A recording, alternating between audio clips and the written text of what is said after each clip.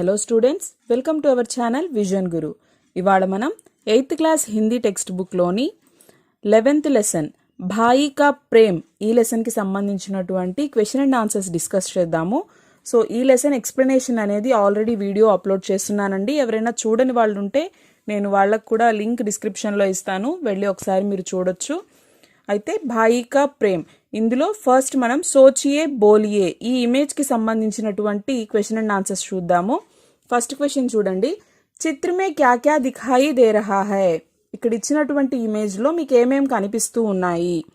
చిత్రమే దో బచ్చే ఉన్కే మాతా పితా और उनके दादा दादी दिखाई दे रहे हैं.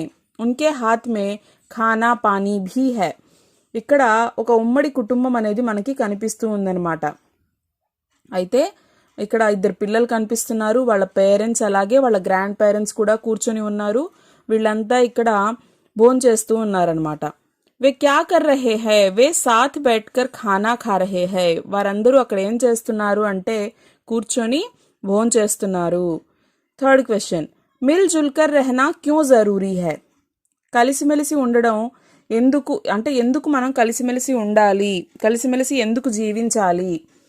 मिलजुल कर रहने से आपस में प्रेम बना रहता है, सुख दुख में एक दूसरे का साथ बना रहता है. సో ఎందుకు కలిసి ఉండాలి, కలిసిమెలిసి జీవించడం వల్ల ఉపయోగం ఏంటి అంటే ఒకరి పట్ల ఒకరికి ప్రేమాభిమానాలు పెరుగుతాయి, కష్టాల్లో సుఖాల్లో ఒకరికి ఒకరు తోడుగా ఉంటారు. అందుకని చెప్పేసి అందరూ కలిసిమెలిసి జీవించాలి అని చెప్తున్నారు. నెక్స్ట్ చూడండి in text questions. First question, బడే భాయి నే క్యా కియా. ఇక్కడ మనము ఈ లెసన్లో ఇద్దరు అన్నదమ్ముల గురించి మాట్లాడుకున్నాము. భాయి కా ప్రేమ్ అనేటువంటి ఈ లెసన్లో ఇద్దరు అన్నదమ్ముల గురించి మాట్లాడుకున్నాం కదా. అయితే వాళ్ళల్లో బడే భాయి అంటే అన్నయ్య అనమాట, ఇద్దరిలో పెద్దవారు. ఆ అన్నయ్య ఏం చేశారు అని అడిగారు. బడే భాయి నే అప్నే అనాజ్ కే ఢేర్ సే 10 గెఠరీ అనాజ్ బాంధా, ఉన్మే సే ఏక్ గెఠరీ సిర్ పర్ రఖ్కర్ ఛోటే భాయి కే ఢేర్ కి ఓర్ బడా. సో ఆయన ఏం చేశాడు అంటే ఇక్కడ వాళ్ళిద్దరూ ధాన్యాన్ని పండిస్తారు. అయితే అన్నయ్య ఏం చేస్తాడు, తన ధాన్యపు రాశిలో నుంచి ఒక 10 మూటల ధాన్యాన్ని తీసి తలపై పెట్టుకొని తమ్ముడి ధాన్య రాశి వైపు వెళ్తాడు. అంటే తమ్ముడి దాంట్లో కలిపేద్దాము అని చెప్పేసి తన ధాన్యాన్ని తీసుకెళ్తాడు. ఛోటా భాయి క్యా సోచ్నే లగా. తమ్ముడు ఏం ఆలోచించాడు? ఛోటే భాయి నే సోచా కి మేరా ఖర్చ్ కమ్ హై, लेकिन मेरे बड़े भैया तो बाल बच्चे वाले हैं, घर गृहस्थी के खर्च अधिक हैं, इसलिए मुझे उनकी सहायता करनी चाहिए. తమ్ముడు ఏమని ఆలోచించాడు, నాది చిన్న కుటుంబం కాబట్టి, నాకు పిల్లలు కూడా లేరు కాబట్టి నాకు ఖర్చులు కూడా తక్కువగానే ఉంటాయి. కానీ మా అన్నయ్యకి పిల్లలు ఉన్నారు, ఇంట్లో ఖర్చు ఎక్కువ ఉంటుంది, ఆయన నాకంటే వయసులో పెద్దవాడు కాబట్టి ఆయనకి నేను హెల్ప్ చేయాలి, ఆయనకి నేను సహాయపడాలి అని చెప్పి తమ్ముడు ఆలోచించాడు. Next third question, అప్నీ bath కెహతే సున్తే Dono భాయియో నే క్యా కియా. చూడండి, అప్నీ బాత్ కెహతే సున్తే దోనో భాయియో నే క్యా కియా అంటే ఒకరి మాట ఇంకొకరు చెబుతూ వింటూ ఇద్దరు అన్నదమ్ములు ఏం చేశారు అంటే ఒకళ్ళు చెప్పేది ఒకళ్ళు వింటూ, అలాగే వాళ్ళు చెప్తున్నప్పుడు వాళ్ళిద్దరూ ఎలా ఫీల్ అయ్యారు, ఏం చేశారు. अपनी बात कहते सुनते दोनों भाइयों की आंखें भर आई, दोनों रोते हुए एक दूसरे के गले लग गए. వాళ్ళు ఏం చెప్పుకుంటారు అంటే ఎందుకు తమ్ముడు అక్కడి నుంచి ధాన్యాన్ని తీసుకొచ్చాడు, ఎందుకు అన్నయ్య తీసుకొచ్చాడు అనే రీజన్స్ చెప్తారనమాట. నువ్వు కష్టపడతావని నేను తీసుకొచ్చి నీకు హెల్ప్ చేస్తున్నాను, నువ్వు కష్టపడతావని నేను తీసుకొచ్చాను అన్నయ్య అని తమ్ముడు ఈ విధంగా ఒకరి మీద ఒకరు ప్రేమ చూపుతుంటే వాళ్ళ ఆనందంతో మురిసిపోతారు, అలాగే కన్నీళ్లు పెట్టుకుంటారు. ఇద్దరి కళ్ళల్లో కూడా నీళ్ళు వచ్చేస్తాయన్నమాట. ఇద్దరూ బాధపడతారు, సంతోషంతో ఆనంద భాష్పాలని కారుస్తూ ఒకరినొకరు కౌగిలించుకుంటారు. నెక్స్ట్ సునియే బోలియే, దీనికి సంబంధించినటువంటి క్వశ్చన్ అండ్ ఆన్సర్స్ చూద్దాం మనము. ఇక్కడ 3 క్వశ్చన్స్ ఇవ్వడం జరిగింది. సో ఇందులో ఫస్ట్ క్వశ్చన్ చూడండి, గాంవ్ కే అధికాంశ్ లోగ్ కౌన్ సా కామ్ కర్తే థే. సో ఆ ఊర్లో ఉన్నటువంటి ఎక్కువ మంది ప్రజలు అక్కడ ఏ పని చేసేవారు? గాంవ్ కే అధికాంశ్ లోగ్ ఖేతీ కా కామ్ కియా కర్తే థే. ఆ ఊర్లో ఉండేటువంటి ఎక్కువ శాతం మంది వ్యవసాయం చేసేవారు. ఎందుకు అంటే ఆ ఊర్లో ఉండేటువంటి మట్టి చాలా సారవంతమైంది కాబట్టి, వ్యవసాయానికి చాలా అనుకూలంగా ఉంటుంది కాబట్టి అక్కడున్న ప్రజలు ఎక్కువ మంది వ్యవసాయాన్ని తమ వృత్తిగా చేసుకునేవారు. నెక్స్ట్ సెకండ్ క్వశ్చన్, छोटे भाई के प्रति बड़े भाई के विचार क्या थे? తమ్ముడి పట్ల అన్నయ్యకి ఉన్నటువంటి ఆలోచనలు ఏంటి అంటే తమ్ముడి గురించి అన్నయ్య ఏం ఆలోచించేవాడు? छोटे भाई के प्रति बड़े भाई के विचार ऐसे थे कि मेरे छोटे भाई के बाल बच्चे नहीं है, उसे सारा काम अकेले ही करना पड़ता है, इसलिए उनकी सहायता करनी चाहिए.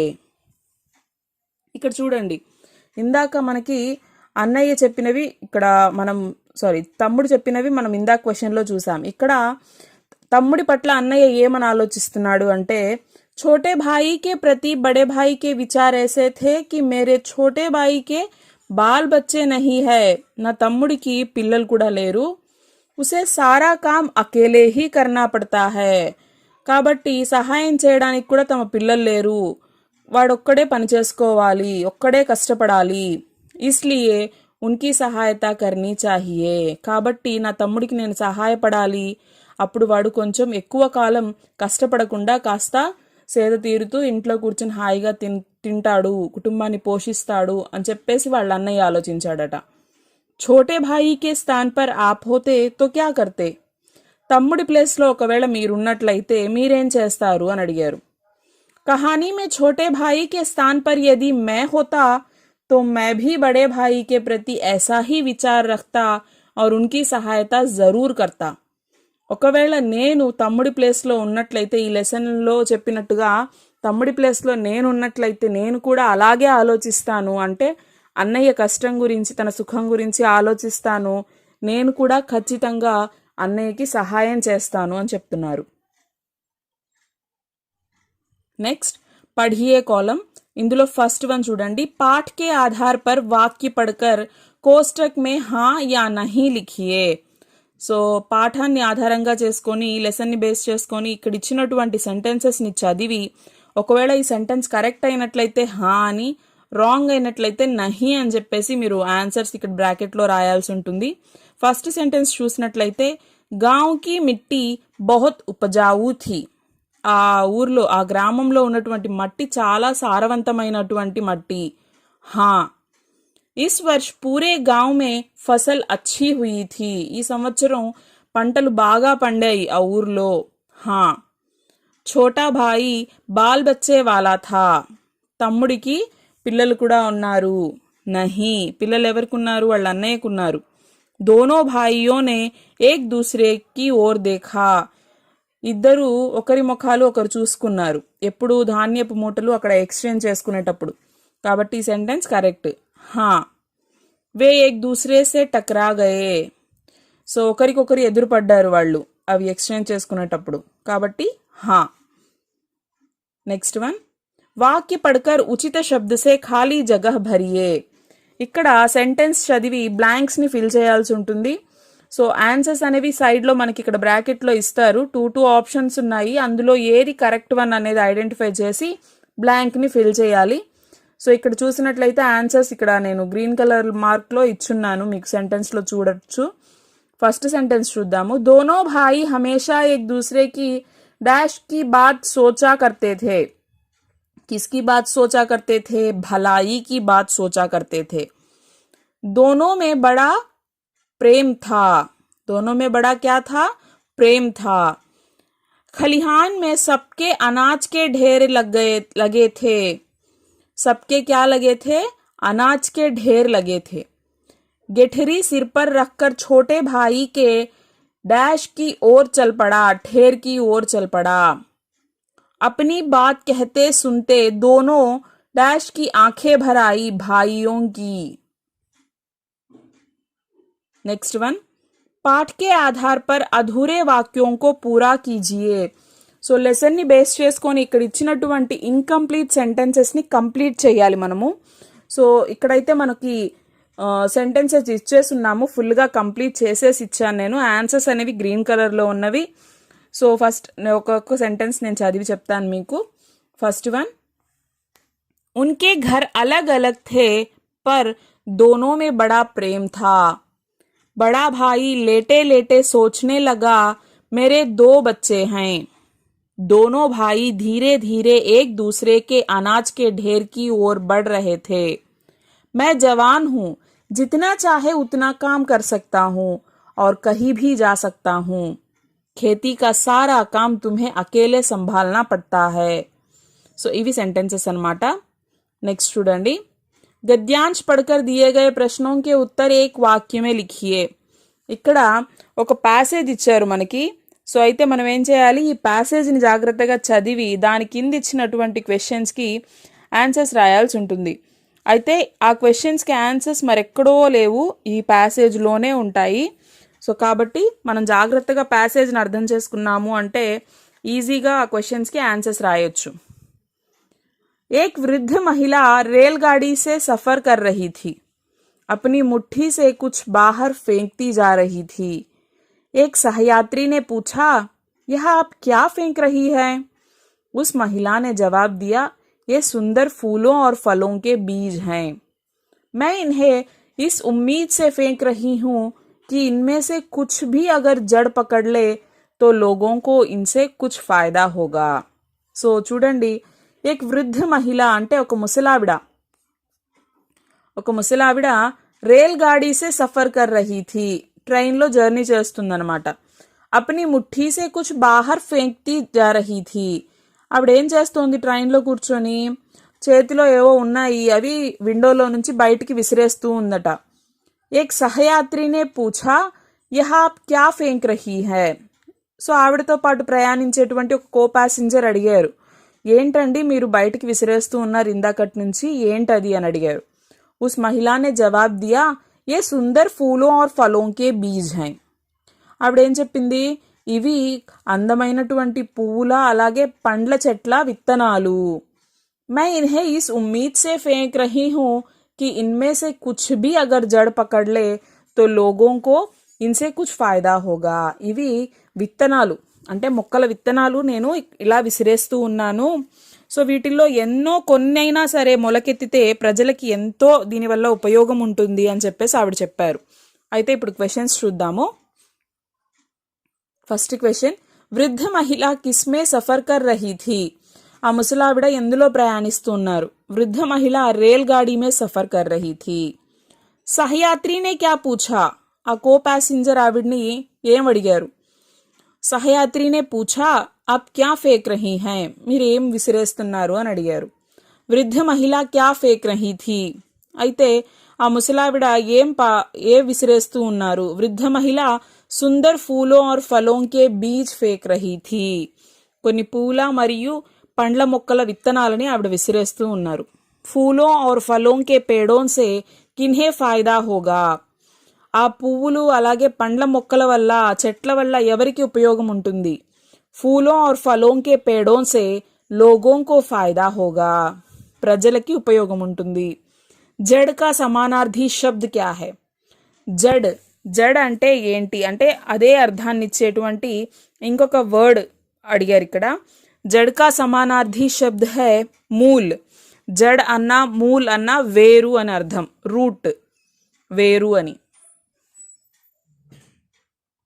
నెక్స్ట్ लिखिए कॉलम చూడండి. ఇందులో नीचे दिए गए प्रश्नों के उत्तर 2 या 3 वाक्यों में लिखिए. पहला प्रश्न है, गांव के लोग खेती क्यों किया करते थे. ఆ గ్రామంలో నివసించేటువంటి ప్రజలు వ్యవసాయాన్నే ఎందుకు చేస్తుండేవారు? राजापुर गांव की मिट्टी बहुत उपजाऊ थी, इसलिए गांव के अधिकांश लोग खेती किया करते थे. సో ఆ రాజాపూర్ అనేటువంటి గ్రామంలో ఉండేటువంటి మట్టి ఏదైతే ఉందో అది చాలా సారవంతమైనటువంటి మట్టి, అంటే వ్యవసాయానికి అనుకూలంగా ఉండేటువంటి మట్టి కావడం వల్ల అక్కడి ప్రజలు ఎక్కువ శాతం మంది వ్యవసాయాన్ని ఎన్నుకున్నారు, వ్యవసాయం చేసేవారు. దోనో భాయియోं के विचार कैसे थे. ఇద్దరి సోదరులు ఇద్దరి ఆలోచనలు ఎలా ఉండేవి? राजापुर गांव में 2 भाई रहते थे, उनके घर अलग अलग थे पर दोनों में बड़ा प्रेम था. दोनों भाई हमेशा एक दूसरे की भलाई की बात सोचा करते थे.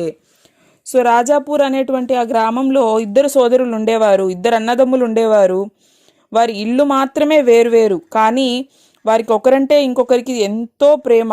ఇద్దరు కూడా ఎప్పుడు ఇంకొకరి శ్రేయస్సు గురించి ఆలోచించేవారు. అంటే అన్నయ్య గురించి తమ్ముడు, తమ్ముడి గురించి ఆ అన్నయ్య, ఈ విధంగా ఎప్పుడు ఒకరి గురించి ఒకరు ఆలోచించుకునేవారు. ఒకరంటే ఒకరికి ఎంతో అమితమైన ఇష్టం అన్నమాట. भाई का प्रेम कहानी से क्या शिक्षा मिलती है? సో భాయి కా ప్రేమ్ అనేటువంటి ఈ స్టోరీ నుంచి మనము ఏం నేర్చుకుంటున్నాము, మనకి ఏం నీతి లభిస్తూ ఉంది అని అడిగారు.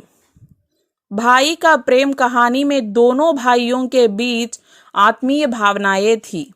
इस कहानी से हमें आपसी प्रेम और भाईचारे से रहने की शिक्षा मिलती है. సో ఈ స్టోరీలో మనకి ఏం చెప్పారు, ఆత్మీయ సంబంధాల గురించి చెప్పారు. సో దీని నుంచి మనం ఏం నేర్చుకోవచ్చు అంటే పరస్పర ప్రేమ, ఇతరుల పట్ల మనం ఎలా ఉండాలి, మన వాళ్ళ పట్ల మనం ఎలా ఉండాలి, వారి మంచి చెడు గురించి ఏ విధంగా ఆలోచించాలి, కష్ట సుఖాల్లో ఒకరికొకరు ఏ విధంగా తోడుగా ఉండాలి అనే నీతి మనకి ఇందులో నుంచి లభిస్తుంది.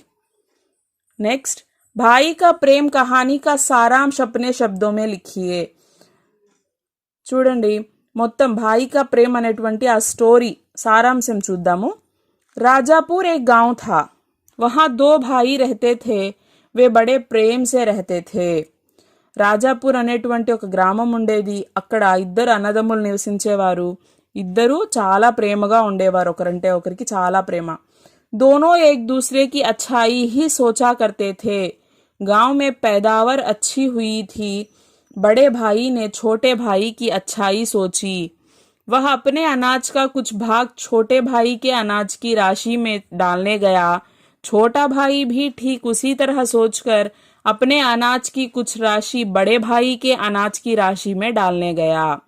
दोनों रात के अंधकार में एक दूसरे से भिड़ गए और दोनों ही समझ गए कि वे क्यों अनाज की राशि के पास जा रहे थे. पारस्परिक प्रेम ने दोनों भाइयों की आंखों में आंसू भर दिया. वे रोते हुए एक दूसरे के गले लग गए. అయితే ఆ అన్నదమ్ములు ఇద్దరు కూడా వేరువేరు ఇళ్లలోనే నివసించేవారు, కానీ ఇద్దరి మధ్యన చాలా ప్రేమ ఉండేది. అయితే ఈ సంవత్సరం ఆ గ్రామంలో పంట చాలా బాగా పండింది, పంటలు బాగా పండాయి. అయితే ఇక్కడ అన్నయ్య తమ్ముడి గురించి ఆలోచించాడు. నా తమ్ముడికి పిల్లలు లేరు, సహాయం చేసేవాళ్ళు లేరు, ఒక్కడే కష్టపడాలి, కాబట్టి నా ధాన్యం నుంచి కొంత భాగాన్ని నా తమ్ముడికి ఇస్తే వాడు కొంతకాలం సంతోషంగా కష్టపడకుండా హాయిగా జీవించగలడు అని అన్నయ్య ఆలోచించాడు. అలాగే తమ్ముడు తన అన్నయ్య గురించి ఆలోచించాడు. నా అన్నయ్య పిల్లలు గలవాడు, నాకంటే పిల్లలు లేరు, నేను వయస్సులో చిన్నవాడిని, కష్టపడే శక్తి సామర్థ్యాలు నాలో ఉన్నాయి. మా అన్నయ్య నాకంటే వయసులో పెద్దవాడు, పిల్లలున్నారు, ఖర్చులు ఎక్కువ ఉంటాయి, కాబట్టి మా అన్నయ్యకి కష్టం కలగకూడదు అని చెప్పేసి తన ధాన్యంలో నుంచి కొంత భాగాన్ని అన్నయ్యకి ఇవ్వడానికి అక్కడికి వస్తాడు. సో ఒకరినొకరు చూసుకుంటారు, అర్థమవుతుంది వాళ్ళకి అన్నయ్యకి తమ్ముడి పట్ల గల ప్రేమ, తమ్ముడికి అన్నయ్య పట్ల గల ప్రేమ ఇక్కడ తెలుసుకొని వాళ్ళిద్దరూ కూడా కన్నీళ్లు పెట్టుకొని ఒకరినొకరు హత్తుకుంటారు. సో ఇది మనకి ఓవరాల్గా భాయి కా ప్రేమ్ లెసన్ సారాంశం. నెక్స్ట్ భాషాంశ్ చూడండి. नीचे दिए गए शब्दों के पर्यायवाची शब्द डिब्बे में से चुनकर लिखिए. పర్యాయవాచి శబ్ద్ అంటే సేమ్ మీనింగ్ ఇచ్చేటువంటి డిఫరెంట్ వర్డ్స్ అన్నమాట. సో ఇవి కూడా మనకి ఇక్కడ ఈ బాక్స్లోనే ఉన్నాయి ఆన్సర్స్ అనేవి, కాకపోతే కరెక్ట్ ఏది అనేది ఐడెంటిఫై చేసి మనం రాయాలి. ఫస్ట్ వర్డ్ చూడండి, ఖలిహాన్. खलिहान शब्द के पर्यायवाची शब्द है अनाज का गोदाम, धान्यागार. खेती शब्द के पर्यायवाची शब्द है खेती बाड़ी, कृषि. अनाज, अनाज शब्द के पर्यायवाची शब्द है अन्न, धान्य. जवान, जवान शब्द के पर्यायवाची शब्द है युवक, युवा.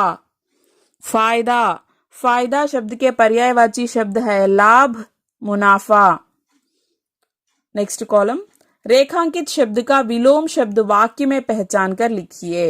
ఇక్కడ సెంటెన్సెస్ ఇచ్చున్నారు. అయితే ఈ సెంటెన్స్ లో అండర్లైన్ చేసినటువంటి వర్డ్ యొక్క ఆపోజిట్ వర్డ్ ని మనం ఐడెంటిఫై చేసి దాన్ని అండర్లైన్ చేయాలి. సో చూడండి, ఇక్కడ నేను గ్రీన్ కలర్ మార్క్ చేస్తున్నాను కదా, ఇవి ఆన్సర్స్ అనమాట. ఇక్కడ సైడ్ లో కూడా ఇచ్చున్నాను మీకు విలోమ శబ్ద సపరేట్ గా. ఫస్ట్ సెంటెన్స్, వహ శరీర్ సే బూఢా హై కింతు ఉత్సాహ్ మే జవాన్ హై.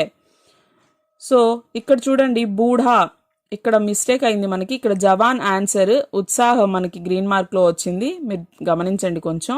ఇక్కడ ఇచ్చున్నాను బూఢా విలోమ శబ్द జవాన్. सेकंड वन, व्यापारी व्यापार में फायदा चाहता है, नुकसान नहीं. फायदा शब्द का विलोम शब्द है नुकसान. अच्छे लोग दूसरों की भलाई करते हैं, बुराई नहीं. भलाई शब्द का विलोम शब्द है बुराई. खर्च ज्यादा करने से बचत नहीं होती. खर्च शब्द का विलोम शब्द है बचत. पाठशाला में साथियों के साथ प्रेम से रहना चाहिए, द्वेष से नहीं. प्रेम, प्रेम शब्द का विलोम शब्द है द्वेष. नेक्स्ट, पाठ में आए शब्दों को वर्ग पहेली में ढूंढकर लिखिए. ఇక్కడ వర్గ పహేలి ఇచ్చున్నారు. సో లెసన్ లో వచ్చినటువంటి కొన్ని వర్డ్స్ ఇందులో ఉంటాయి, మనం వాటిని ఐడెంటిఫై చేయాలి. ఎగ్జాంపుల్ కి ఒకటి ఫస్ట్ వన్ ఇచ్చారు, సహాయత. సో అలాగే మిగతా వర్డ్స్ మనం రాయాలన్నమాట. భలాయి, ఇక్కడ చూడండి మార్క్ చేస్తున్నాను నేను. భలాయి, అకేలా, ధన్, సంతులన్. నెక్స్ట్, సృజనాత్మకత. చిత్ర దేఖ్కర్ 5 వాక్య లిఖియే. ఇక్కడ ఇంకొక ఇమేజ్ ఇచ్చున్నారు. ఈ ఇమేజ్ చూసి దీనికి సంబంధించినటువంటి ఒక 5 సెంటెన్సెస్ ని మనం రాయాల్సి ఉంటుంది. సో ఏం రాస్తున్నామో చూడండి. యహ్ ఏక్ గాంవ్ కా దృశ్య హై. ఇది ఒక గ్రామానికి సంబంధించినటువంటి ఇమేజ్. ప్రియా చంద్రయ్య और రాజమ్మ కి బేటీ హై. ఈ అమ్మాయి ఇక్కడ కనిపిస్తుంది కదా, ప్రియా అనేటువంటి అమ్మాయి చంద్రయ్య రాజమ్మ వీరిద్దరి కుమార్తె. వే బహుత్ గరీబ్ హై. సో అంటే ఈ ఇమేజ్ లో ఉన్న వాళ్ళ పేర్లు ఇవే రాయాలి అలా ఏం లేదు. ఈ ఇమేజ్ చూసిన తర్వాత మీకేమనిపిస్తుంది, ఇందులో నుంచి మీరు ఏం చెప్పగలుగుతున్నారు చూసిన తర్వాత, మీ ఆలోచనలు ఎలా ఉన్నాయి దాన్ని బట్టి సెంటెన్సెస్ ఇవ్వాలి. సో నేను జనరల్ గా ఇస్తున్నాను ఇక్కడ, ఇవే రాయాలని కాదు, ఎగ్జాంపుల్స్ మీరు వేరే కూడా రాయొచ్చు, నేమ్స్ వేరే రాయొచ్చు, ఇంకేమన్నా రాయొచ్చు. వే బహుత్ గరీబ్ హై. సో అంటే వాళ్ళు వేసుకున్న దుస్తుల్ని బట్టి, ఆ పరిసరాలని బట్టి మనం వాళ్ళు కొంచెం పేదవాళ్ళు. కई दिनों से प्रिया स्कूल नहीं जा रही है. చాలా రోజుల నుంచి ప్రియా స్కూల్కి వెళ్ళడం లేదు, పాఠశాలకి వెళ్ళడం లేదు. गांव की पाठशाला में पढ़ाने वाली अध्यापिका प्रिया के घर आकर पढ़ाई से होने वाले लाभों के बारे में बता रही है. ఇక్కడ ఇంకొక వ్యక్తి కనిపిస్తున్నారు కదా, ఈవిడ టీచర్ అంటే ఉపాధ్యాయురాలు. సో ప్రియా స్కూల్కి వెళ్ళడం లేదు కాబట్టి ఆవిడ వాళ్ళ ఇంటికి వచ్చి చదువుకోవడం వల్ల కలిగే లాభాలు ఏంటి, ఎందుకు చదివించాలి, ఎందుకు చదువుకోవాలి అని దాని గురించి వాళ్ళకి చెప్తూ ఉన్నారు. సో అలా ఒక 5 సెంటెన్సెస్ ఇక్కడ ఇవ్వడం జరిగింది. ఇది ఓవరాల్గా మనకి 11th లెసన్ భాయి కా ప్రేమ్కి సంబంధించినటువంటి నోట్స్. ఐ హోప్ మీ అందరికీ అర్థమైంది అనుకుంటున్నాను. సో మీకేమైనా డౌట్స్ ఉన్నట్లయితే నా కామెంట్ సెషన్లో చెప్పండి. ఎవరైనా మన ఛానల్ని కొత్తగా చూస్తుంటే, ఫస్ట్ టైం చూస్తున్నట్లయితే ఒకసారి ప్రీవియస్ వీడియోస్ చూడండి. మీకు నచ్చుతున్నాయి, మీకు హెల్ప్ అవుతుంది అనుకుంటే ఖచ్చితంగా మన ఛానల్ని లైక్ చేయండి, షేర్ చేయండి, సబ్స్క్రైబ్ చేయండి. అలాగే బెల్ ఐకాన్ని క్లిక్ చేశారంటే మీకు నోటిఫికేషన్స్ అనేవి ఇమీడియట్గా వస్తూ ఉంటాయి. ఏ వీడియో మిస్ అవ్వద్దు. Thank you.